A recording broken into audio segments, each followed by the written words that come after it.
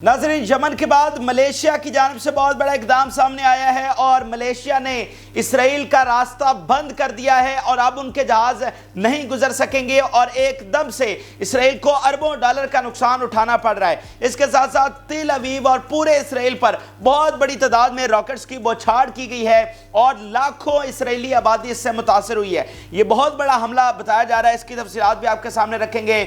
जबकि इसराइल उजरती कातिल, किराए के कातिल अपनी आर्मी में भर्ती करने लगा है, जिसके सबूत अब खुलकर सामने आ चुके हैं। अफ्रीका से ये किराए के कातिल भर्ती किए जा रहे हैं और अब अफ्रीका में बहुत बड़ा एक्शन सामने आ चुका है। अफ्रीका उन लोगों को पकड़ रहा है जो इसराइली आर्मी में भर्ती होने के लिए जा रहे हैं। तो अफ्रीका पूरी तरह से फ़लस्तीन के साथ खड़ा हो गया है। और इसके साथ साथ आपको बताएंगे कि जो मुआहदे जंग बंदी के लिए मुज़ाकरात चल रहे हैं वो कहां तक पहुंचे हैं, इसराइल किस तरह से घुटनों पर आ गया है और उन्होंने क्या प्रपोजल पेश किया और मज़ामती तहरीक क्या फैसला करने जा रही है। और इसके साथ साथ इसराइल को जो अरबों डॉलर्स का नुकसान हो चुका है। नाज़रीन, हैरान कुन तफसीलात सामने आ चुकी है। इससे पहले ये बातें चल रही थी कि इतना नुकसान एक्सपेक्टेड है, लेकिन अब क्लियर नंबर आ चुके हैं, एग्जैक्ट नंबर आ चुके हैं कि इतने अरबों डॉलर का नुकसान हुआ है। तो वो अहम तरीन तफसीलात भी आपके सामने रखेंगे। जिन लोगों ने चैनल को सब्सक्राइब नहीं किया वो चैनल को जरूर सब्सक्राइब कर लें ताकि हर आने वाली वीडियो आप तक पहुंच सके। नाज़रीन, गजा में जंग बड़ी शिद्दत के साथ जारी है, लेकिन अब यह बात तो तय हो गई कि यह जंग अब सिर्फ गजा की जंग नहीं रही, बल्कि अब यह जंग पूरे मिडल ईस्ट की, और आज जिस तरह से मलेशिया ने इकदाम कर दिया है, यह अब एक पूरी दुनिया की जंग में तब्दील हो रही है कि कहाँ गजा है, कहाँ मलेशिया है और कहाँ इसराइली जहाज़ों को रोका जा रहा है। तो ये बहुत ही गैर मामूली चीज़ है। तो मैं पहले भी कहता हूँ और आज फिर कह रहा हूँ कि ये जो गजा की जंग है ना नाज़रीन, ये किताबों में पढ़ाई जाएगी कि एक छोटे सा इलाका, अगर आप वर्ल्ड मैप देखें ना तो आपको गजा नज़र भी नहीं आएगा। तो एक इतना छोटा सा इलाका वो दुनिया पर, आज की दुनिया में इतना असर भी रख सकता है कि वो पूरी दुनिया के निज़ाम को, पूरी दुनिया की मईशत को, पूरी दुनिया की सिक्योरिटी को अपनी लिपेट में ले ले और पूरी दुनिया का मदार जो है वो उसी के इर्द गिर्द हो जाए। तो ये गजा की जंग इतनी गैर रिवायती जंग है और ये मुकद्दस ज़मीन की जो जंग है, इसने पूरी दुनिया को इस वक्त अपनी लिपेट में लिया हुआ है। तो गजा में जंग बड़ी शिद्दत के साथ जारी है, लेकिन मज़ामती तहरीक सिर्फ गजा में हमले नहीं कर रही, मज़ामती तहरीक सिर्फ गजा में इसराइली फ़ौजों को हलाक नहीं कर रही, बल्कि वो उन जगहों पर हमले कर रही है जिसका इसराइल को अंदाजा भी नहीं है। वहां पर रॉकेट्स और मिसाइल फायर किए जा रहे हैं कि जो इसराइल के लिए अनएक्सपेक्टेड हैं। इस वक्त बताया जा रहा है नाज़रीन कि मज़ामती तहरीक ने एक और बहुत बड़ा हमला किया है और ये इतना बड़ा हमला है कि 7 अक्टूबर के बाद इसे दूसरा बड़ा हमला कहा जा रहा है। बहुत बड़ी तादाद में रॉकेट्स और मिसाइल फायर किए गए हैं, बरसात की गई है, बौछार की गई है रॉकेट्स और मिसाइल की। और ये तेल अवीव में, सेंट्रल इसराइल में, साउथ इसराइल में, यानी बहुत सारे इलाकों में ये मिसाइल फायर किए गए हैं। और ये इतना बड़ा हमला है नाज़रीन कि 50 लाख इसराइली आबादी ज़ेरे ज़मीन चली गई। जी हाँ, 50 लाख टोटल उनकी आबादी कितनी है, उसमें से 50 लाख जो है यानी ज़ेरे ज़मीन जाने से मुराद है कि जो शेल्टर्स उन्होंने बनाए हुए हैं। देखिए ना, अगर इससे पहले अटैक होते हैं तो 1000, 10,000, 5,000 वो मुतासर होते हैं कि वहाँ पर जंगी सायरन बजते हैं और वो शेल्टर्स में चले जाते हैं। इन्होंने ना जगह जगह पर शेल्टर्स बना रखे हैं कि जब भी सायरन बजे, जब भी कोई रॉकेट आता है ना नाज़रीन, तो सायरन बजता है। वो सायरन एक ख़तरे की अलामत होती है। ठीक है ना, कितना फ़र्क है नाज़रीन। जब गजा में बम गिरते हैं तो कोई सायरन नहीं बजता। ठीक है ना, आप अपने घर में बैठे हो, अपने बीवी बच्चों के साथ बैठे हो, अपने वालिदैन के साथ बैठे हो, आप वहीं पर आप शहीद हो जाएंगे, 1 सेकंड भी नहीं लगेगा, कोई सायरन नहीं बजेगा।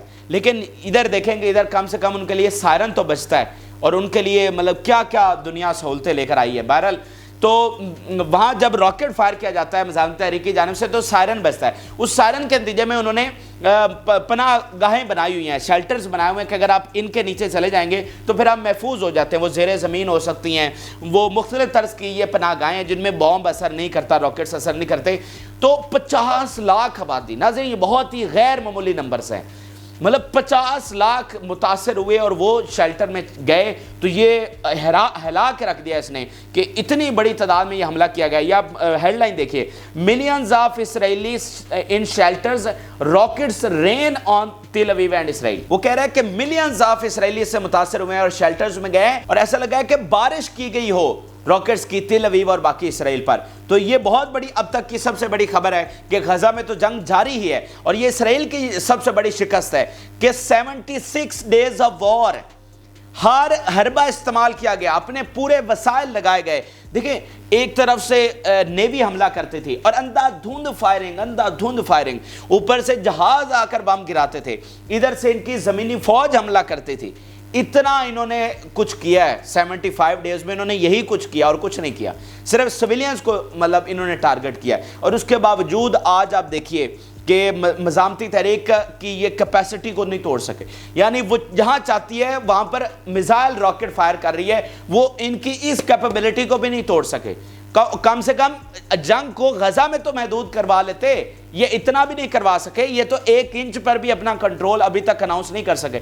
1 इंच पर 75 डेज ऑफ वॉर, 1 इंच पर अपना कंट्रोल नहीं बता सके और एक मज़ामती तहरीक का फाइटर जो है वो उसको पेश नहीं कर सके कि ये देखो ये हमने पकड़ा है, एक भी। तो इससे बड़ी इबरतनाक शिकस्त इनके लिए हो नहीं सकती है। अब जरा आगे चलिए, अगली खबर नाज़रीन ये है कि इनकी टेक्नोलॉजी का भी वहां पर कब्रिस्तान बना है। देखिए, ये जंग जो है ना, वो इसराइल खुद क्यों कह रहा है कि उनके वजूद की सबसे बड़ी जंग बन गई है। वो इसलिए कि जिन बुनियादों पर इसराइल खड़ा हुआ था वो सारी ढह गई हैं, या जो बच गई हैं वो ढह रही हैं। मिसाल के तौर पर मल्टीनेशनल कंपनीज तबाह हो गई, उनके इत्तेहादी यूरोप का अलग क्राइसिस, अमेरिका का अलग crisis.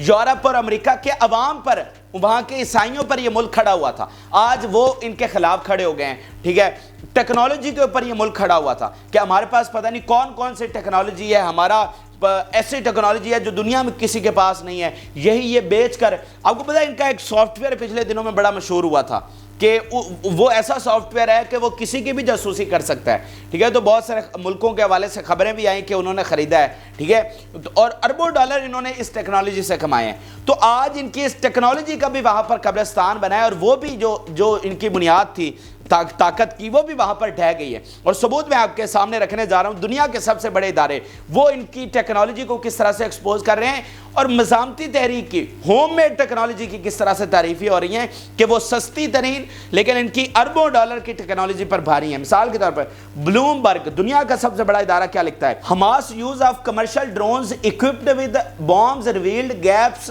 The defences of Israeli occupation.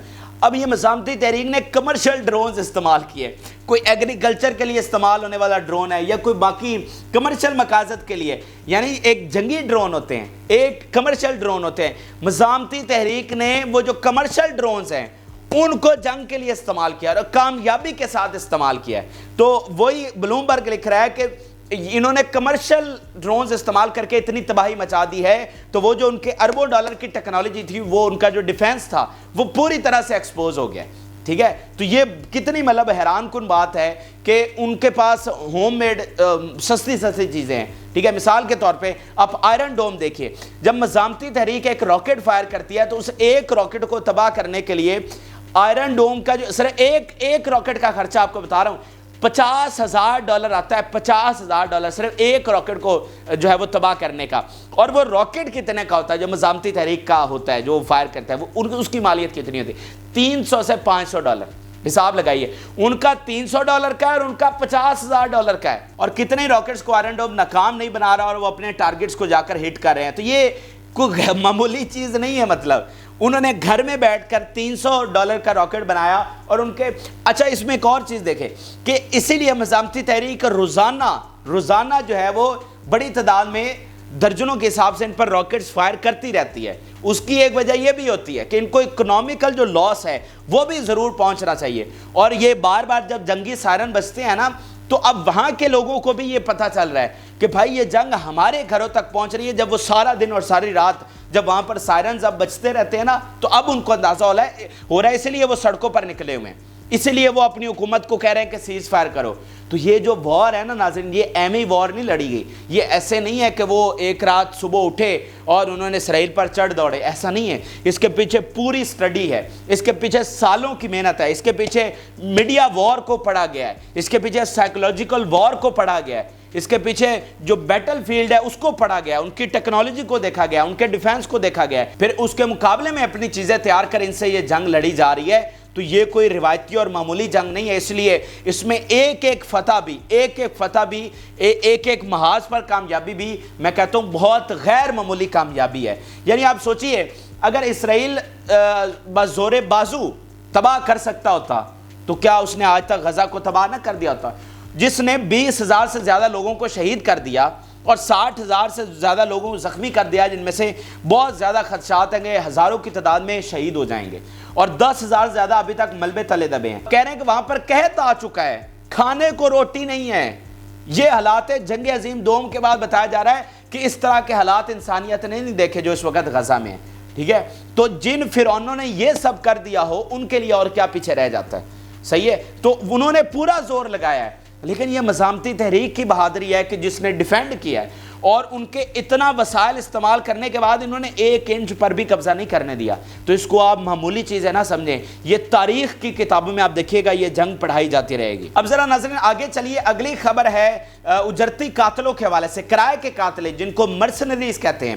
اسرائیلی فوج کو عبرتناک شکست ہو رہی ہے، ان کے ہزاروں فوجی اس وقت ہلاک ہو چکے ہیں، ہزاروں ان کے زخمی ہو چکے ہیں، ٹھیک ہے؟ اور 60% جو انجرڈ ہوئے ہیں اس میں بتایا جا رہا ہے کہ ذہنی مریض بن چکے ہیں، جن کی تعداد ٹوٹل ہزاروں میں ہے کہ وہ ذہنی مریض بن چکے ہیں اس جنگ کی وجہ سے، ٹھیک ہے؟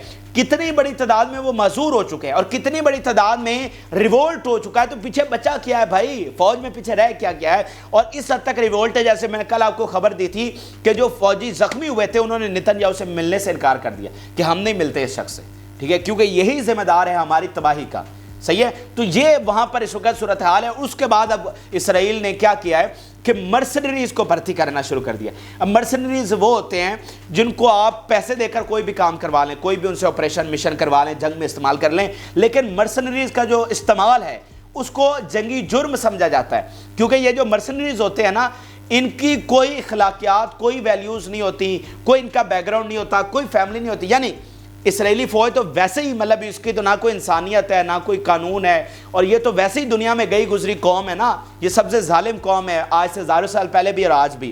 لیکن ایز اے مرسنری میں آپ کو بتا رہا ہوں کہ ان کو استعمال کرنے کی اجازت نہیں ہے، کیونکہ آپ دیکھیں نا کہ دنیا کی باقی اگر آپ فوجوں کو دیکھیں تو ان میں کچھ نہ کچھ ڈسپلن تو ہوتا ہے، انہیں کچھ نہ کچھ تو سکھایا جاتا ہے کہ بھئی عورتوں اور بچوں کے ساتھ یہ نہیں کرنا، ہسپتالوں پر حملہ نہیں کرنا، اسکولوں پر حملہ نہیں کرنا، جو وائٹ فلیگ لہرا دے ان پر حملہ نہیں کرنا۔ لیکن ان کے لیے کوئی ایسی نہ ان کی ٹریننگ ہوتی ہے اور نہ ان کے لیے کوئی ایسی اخلاقیات ہوتی ہے، کیونکہ ان کا تو بیک گراؤنڈ ہی نہیں ہوتا، اور پھر جب یہ مر جاتے ہیں اس کی کیلکولیشن بھی نہیں ہوتی، کیونکہ یہ تو ایگزسٹ ہی نہیں کرتے، یہ تو نمبرز میں ہیں ہی نہیں نا، یہ تو ریکارڈ پہ ہیں ہی نہیں، کہ جب ریکارڈ پہ ہی نہیں ہے تو جب مریں گے تو ہمیں کیسے پتہ چلے گا کہ بھئی یہ مر گئے ہیں؟ تو وہ تو دنیا کو پتہ ہی نہیں ہے کہ یہ اتنے لوگ یہاں پر بھیجے گئے ہیں۔ لیکن اب اس کے باقاعدہ ثبوت سامنے آ چکے ہیں کہ واقعتاً مرسنریز استعمال کیے جا رہے ہیں، کیونکہ اسرائیل کو اپنی عبرتناک شکست وہاں پر نظر آ رہی ہے، اور یہ جو زیادہ سے زیادہ مرسنریز استعمال کیے جا رہے ہیں وہ افریقن کنٹریز سے ہیں۔ تو افریقن کنٹریز میں چونکہ غربت ہے، فسادات ہیں، جنگیں لڑی جا رہی ہیں اور جنگیں لڑی بھی گئی ہیں، تو وہاں پر زیادہ لوگ یہی مطلب روزی روٹی کے لیے کچھ بھی کرنے کو تیار ہیں، اور وہاں سے آپ کو پتہ ہے کتنی جنگیں وہاں پر ہوئی ہیں اور ہو رہی ہیں۔ تو وہاں سے اب یہ پورے افریقن کنٹریز سے یہ وہاں پر بلا رہے ہیں مرسنریز کو اسرائیلی آرمی بھرتی کرنے کے، لیکن اس میں اب ساؤتھ افریقہ کا بہت بڑا ایکشن سامنے آیا ہے۔ ساؤتھ افریقہ نے اس پر بہت بڑا ایکشن لیا ہے جس کی توقع بالکل نہیں تھی۔ ساؤتھ افریقہ نے جناب یہ کہا ہے کہ جو کوئی بھی پکڑا جاتا ہے اس کے خلاف ایکشن لیا جائے گا۔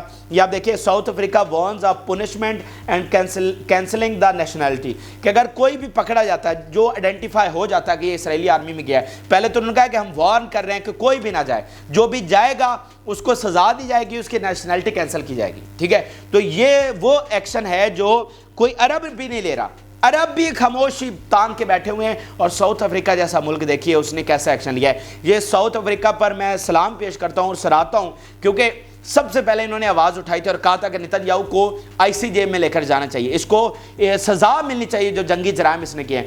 انہوں نے جو ڈپلومیٹ ہے، سفیر ہے اسرائیل کا، اس کو نکالا تھا۔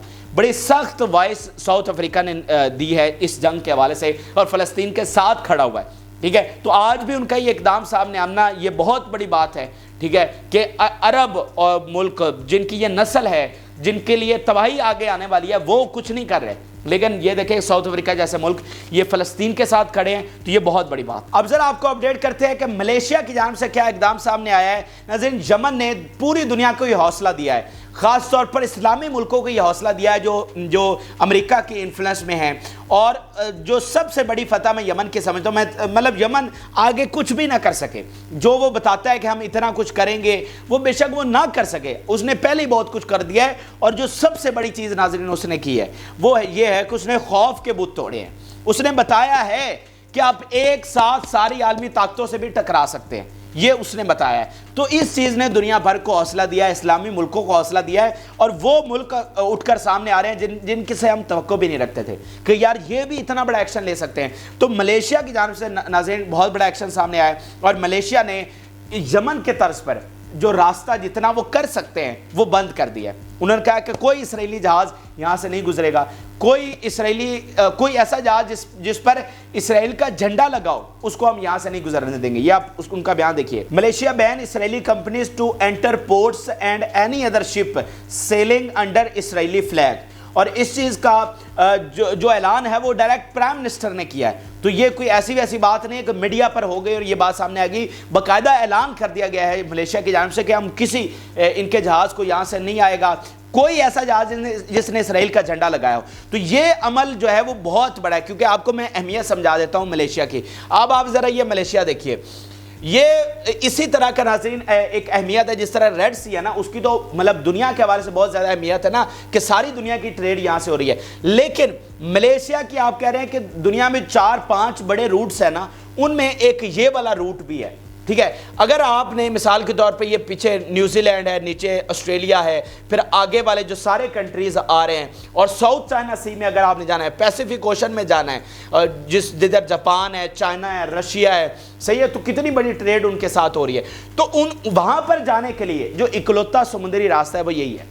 اب آپ اس کی اہمیت سمجھ لیجئے کہ اکلوتا جو سمندری راستہ ہے وہ یہی ہے، اس لیے آپ کو چائنا جو ہے وہ پاکستان سے جو سی پیک بنانا چاہ رہا تھا، اس کی اہمیت بھی یہی تھی کہ وہ پاکستان سے سیدھا جو ہے وہ یہ انڈین اوشن میں، عربین اوشن میں آ سکتا ہے، صحیح ہے۔ اس کے بغیر اب وہ کیا کرتا ہے کہ ادھر سے گھوم کر پیسیفک اور ساؤتھ چائنا سی سے گھوم کر یہاں یہ ملیشیا اور سنگاپور سے ہو کر گزرتا ہے۔ تو ادھر والے سارے کنٹریز اور نیچے آسٹریلیا، نیوزی لینڈ اور پھر آگے ملیشیا کے ساتھ جو سارے کنٹریز ہیں، ان سب تک جانے کے لیے فلپائن ہے اور بہت سارے ہیں، تو ان سب تک جانے کے لیے آپ کو یہی روٹ استعمال کرنا پڑے گا۔ تو آپ سمجھ لیں کہ دنیا کا 1/4 حصہ آپ نے کاٹ دیا اس راستے کی وجہ سے۔ تو آپ سوچئے ریڈ سی میں وہ الگ سے کٹے ہوئے ہیں، ادھر ملیشیا نے اب اتنا بڑا اقدام کر لیا ہے۔ تو یہ ناظرین جو عمل سامنے آیا یہ بھی اسرائیل کے لیے بہت خطرناک ہے۔ اور جیسے یمن نے دنیا کو کرج دیا کہ وہ کھڑے ہو رہے ہیں، تو ملیشیا کا یہ اقدام جو ہے، جس کے آپ اس سے پہلے آپ نے ملیشیا کے کتنے ایک ایسے جارحانہ انداز دیکھا ہے، کب ان کی آپ نے جارحانہ فارن پالیسی دیکھی ہے، تو یہ اقدام ان کا سامنے آنا یہ بہت بڑی چیز ہے، اور یہ دوسروں کو بھی حوصلہ دے گا کہ جیسے یمن نے ملیشیا کو حوصلہ دیا ہے، ملیشیا کا یہ اقدام باقیوں کو حوصلہ دے گا کہ بھائی ہمیں بھی پھر کچھ کرنا چاہیے، کیونکہ عوام بھی تو سوال اٹھاتی ہے نا، جیسے پاکستانی اب ہم سے پوچھ رہے ہیں بار بار کہ بھائی پاکستان کی پوزیشن کیا ہے، تو پاکستان کی پوزیشن تو کوئی نہیں ہے، تو سوالات پھر اٹھتے ہیں جب عوام باقی ملکوں کو دیکھتی ہے کہ بھائی وہ ملک اتنا کچھ کر رہا ہے تو ہمارا ملک کیوں کچھ نہیں کر رہا۔ یہی میں بات عربوں کے حوالے سے کرتا ہوں کہ جس کیلکولیشن پر وہ بیٹھے ہوئے ہیں کہ ہماری عوام کھڑی نہیں ہوگی اور ہمیں کوئی خطرہ نہیں ہوگا، یورپ کو بے شک وہاں پر بحران آ گیا ہے۔ مطلب یہ کیسی فولش تھاٹ ہے کہ یورپ اتنا دور ہے، اس کا کوئی تعلق نہیں ہے، وہاں پر بحران آ گیا ہے، وہاں پر انقلاب آ گیا، تم دروازے پر بیٹھے ہو، نسل تمہاری ہے اور تم سمجھتے ہو یہاں پر کچھ نہیں ہوگا، یہاں پر عوام کھڑے نہیں ہوں گے۔ یہ کیسی مطلب بے وقوفانہ سوچ ہے۔ تو یہ چیز آپ کو آگے آنے والے دنوں میں نظر آئے گی۔ بہرحال ملیشیا کی جانب سے یہ سب سے بڑا اقدام کر دیا گیا۔ اب آپ کو آخری 2 چیزیں رہ گئی ہیں ان کے ٹروس کے حوالے سے جو معاہدہ چل رہا ہے، اور اکانومی کا تھوڑا سا مختصراً آپ کو بتائیں گے کہ کتنا نقصان ہو چکا ہے۔ ناظرین، اسرائیل پوری طرح سے گھٹنوں پر آیا ہوا ہے اور اب وہ پرپوزل دے رہا ہے کہ چلیں یہ بات آپ مان لیں، آپ یہ بات مان لیں، اور فیصلہ سازی جو ہے وہ ساری مزاحمتی تحریک نے کرنی ہے، کیونکہ فاتح مزاحمتی تحریک ہے نا، پورا کنٹرول جو ہے وہ مزاحمتی تحریک کے پاس ہے۔ تو ابھی تازہ ترین تفصیلات آپ کے ساتھ شیئر کر رہے ہیں جو آج پرپوزل سامنے رکھا گیا ہے اسرائیل کی جانب سے۔ انہوں نے کہا کہ 1 یا 2 ہفتے کا معاہدہ آپ کر لیں، 1 یا 2 ہفتے کے لیے جنگ بندی ہوگی اور اس کے بدلے میں آپ ہمیں 40 پریزنر دیں گے، ٹھیک ہے، اور یہ اسرائیل کتنے چھوڑے گا وہ اب مزاحمتی تحریک بتائے گی، اور اس پرپوزل کو وہ مانتے ہیں یا نہیں مانتے، کیونکہ اس سے پہلے ان کی پالیسی یہی ہے کہ کمپریہنسو سیز فائر ہوگا، یہ نہیں ہوگا کہ 10 دن کا معاہدہ، 2 دن کا معاہدہ اور اس کے بعد پھر بمباری شروع. یعنی مجھے تو یہ زیادہ ظالمانہ لگتا ہے کہ یعنی لوگ مر رہے ہیں اور آپ یہ ان کا حل نکالتے ہیں کہ چلے 2 دن آپ سکون کر لیں، آپ پانی پی لیں، کھانا کھا لیں، اس کے بعد پھر ہم بمباری شروع کریں گے. یعنی یہ تو مجھے زیادہ ظالمانہ لگتا ہے کہ چلیں جنگ چل رہی ہے تو چل رہی ہے، لیکن یہ کیا کہ پانی پلا کر پھر ان کو مارنا، یہ مطلب یہ تو اس سے بڑی کوئی ظلم والی چیز تو ہو نہیں سکتی. اور اس کا نام ہیومینیٹیرین پاز رکھا ہوا ہے. حساب لگاؤ، یہ آج کی دنیا جو ہم نے اتنی بڑی ترقی کر لی ہے، یہ انسانیت ہے آج کی دنیا میں کہ جو مر رہے ہیں ان کو 1 دن کا وقفہ دے کر پھر مارو. تو اس میں آپ نے بڑا احسان کر لیا. سو مزاحمتی تحریک کہہ رہی ہے کہ اس طرح نہیں ہوگا، کمپریہنسو سیز فائر ہوگا اور ویسٹ بینک سے اپنی سیٹلمنٹس نکالنا پڑیں گی. یہ اب تک کی بیان تھا. اب یہ جو انہوں نے نیا پرپوزل دیا ہے اس پر مزاحمتی تحریک کیا کرتی ہے. اسماعیل ہانیہ آج مصر پہنچے ہوئے ہیں، وہاں پر اہم ترین مذاکرات چل رہے ہیں. CIA چیف، موساد چیف، قطر گورنمنٹ، ایجپٹ گورنمنٹ، یہ سارے انوالو ہیں اور بیہائنڈ دی چینل یہ سارے مذاکرات چل رہے ہیں. اب دیکھتے ہیں کہ اس کا نتیجہ کب اور کیسے سامنے آتا ہے. لیکن ایک بات تو طے ہے کہ ان کی اکڑ جو ہے وہ پوری طرح سے ٹوٹ گئی ہے، ان کا غرور جو ہے وہ خاک میں مل گیا ہے، وگرنہ یہ ایسے نہیں تھے کہ کوئی جنگ بندی کی طرف جاتے یا معاہدے کی طرف جاتے. اب آخر میں آپ کو اکانومی کے حوالے سے مختصراً بتا دیتے ہیں. ناظرین، یمن کا میں آپ کو بار بار کہہ رہا تھا کہ جو یمن اقدام اٹھا رہا ہے، آپ کو آنے والے دنوں میں اس کا اندازہ ہوگا کہ یہ کتنی بڑی گیم ڈال دیا یمن نے. آپ کو آنے والے دنوں میں اندازہ ہوگا کہ یمن ان کی موت کے مترادف ثابت ہوا ہے ان کی اکانومی کے، کیونکہ اسرائیل جو سارا کھڑا ہوا ہے وہ اپنی اکانومی کی بیس پر ہے، اپنی ملٹی نیشنل کمپنیز کی بیس پر ہے. اب آپ دیکھیے کہ ان کی کمپنیز کو کتنا نقصان ہوا ہے. یہ بات آپ نے ذہن میں رکھنی ہے کہ Israel is equal to multi national companies. اگر ملٹی نیشنل کمپنیز اسرائیل کی نہ ہوں تو اسرائیل کچھ بھی نہیں ہے. آپ کو پتہ بھی نہیں ہے کہ آپ کے گھر میں استعمال ہونے والی کون کون سی چیزیں اسرائیل بناتا ہے، لیکن آپ کی مجبوری ہے ان کو استعمال کرنا، اور نہ چاہتے ہوئے بھی آپ استعمال کرتے ہیں، آپ کو پتہ ہی نہیں ہے کیونکہ ساری چیزیں تو وہ بنا رہے ہیں. تو ان کی اصل طاقت یہ کمپنیز ہیں، یعنی آپ چاہتے ہوئے بھی آپ ان کا بائیکاٹ نہیں کر پا رہے. سو بہرحال اب آپ دیکھیے ہیڈ لائن دیکھیے کہ Israeli companies last 23% of their market value and billions of dollars loss. کہ یمن کے اس اقدام کی وجہ سے جو انہوں نے رستہ بند کیا 23% پوری دنیا میں وہ اپنا مارکیٹ ویلیو جو ہے وہ کھو دیے ہیں، اور اربوں ڈالر کا. ناظرین آپ حساب لگائیے، یعنی دنیا کی ساری بڑی کمپنیز ان کی، اور انہوں نے 23% کھو دیا ہے پوری دنیا میں. تو کتنے یہ پیسے بنتے ہوں گے؟ اربوں ڈالر. یہ آپ دیکھیے کہ یمن ڈراپڈ اے منی نیوکلیئر بامب آن اسرائیل. وہ کہہ رہے ہیں کہ یہ اتنا بڑا یہ عمل ہے کہ جیسے انہوں نے کوئی منی نیوکلیئر بامب یمن نے اسرائیل پر گرا دیا ہو. تو یہ ناظرین بہت بڑا اقدام ہے اور بہت بڑا ایکشن یمن کی نے جو لیا ہوا ہے وہ بہت زیادہ ہیوی پرائس پے کرنا پڑ رہی ہے اسرائیل کو. تو یہ ناظرین تازہ ترین حقائق ہیں، اہم ترین تفصیلات آپ کے ساتھ شیئر کی. آپ اپنی رائے ضرور آگاہ کریں. جن لوگوں نے چینل کو سبسکرائب نہیں کیا وہ چینل کو ضرور سبسکرائب کر لیں تاکہ ہر آنے والی ویڈیو آپ تک پہنچ سکے.